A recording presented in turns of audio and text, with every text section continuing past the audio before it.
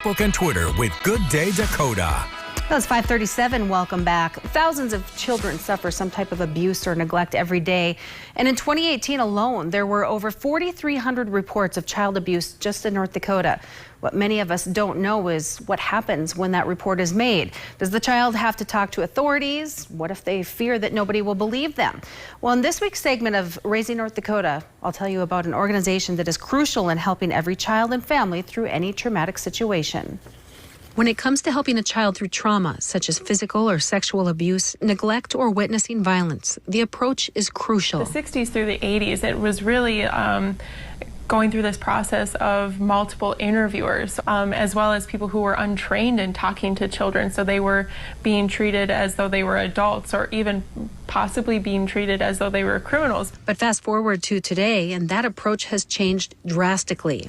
We do have families that come in here and say, I imagined my kid being in interrogation, and it's not like that at all. It's a very child-friendly environment where the kid can express themselves in their own way. The Dakota Children's Advocacy Center, or DCAC, came into existence in 1997 with the goal of creating a coordinated response to child sexual abuse investigations. Corey Weigel is a forensic interview program coordinator, and she says that the organization serves as a meeting point and brings everybody together in order to help the child and their family. But that's actually the purpose of the CAC. We really can build that relationship with that child and build that rapport with them in order to make them feel safe in this environment.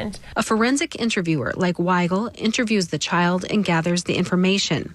From there, the child has the opportunity to work with a therapist in order to work through the healing process and learn how to cope. Therapist Abigail Stroh says her favorite part of working with the kids is seeing the confidence they gain through the process. Seeing these kids who come in with their trauma, who, have talked about, like, I don't think anything's ever going to get better.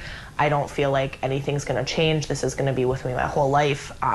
Who've learned and gained skills that they need to, work through the trauma and process through and kind of grow in themselves. That's definitely my favorite part. And Detective Mike Wood explains that the entire team has the same goal. We want the child to feel as comfortable as possible. I mean, we don't want them to be traumatized any more than they might have already been. I mean, this is about the safety and security of the child.